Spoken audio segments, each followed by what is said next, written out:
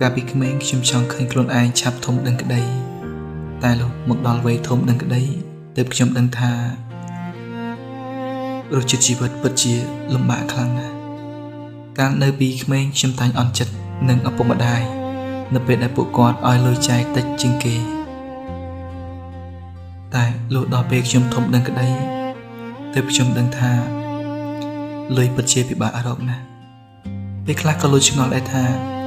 តើឪពុកម្ដាយទៅរកលុយមកពីណាដើម្បីចិញ្ចឹមខ្ញុំឲ្យធំដឹងក្តីបានប៉ុណ្ណេះ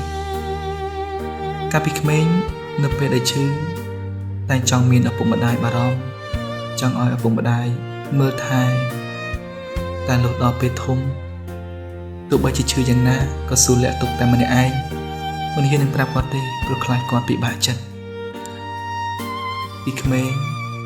ឃើញស្នាមញញឹមដ៏ស្រស់របស់ឪពុកម្ដាយនិងកម្លាំងកាយដ៏មាំទាំរបស់ពួកគាត់លុះខ្ញុំធំឡើងបានត្រឹមតែឃើញស្នាមជ្រាវជ្រួញលើផ្ទៃមុខរបស់ពួកគាត់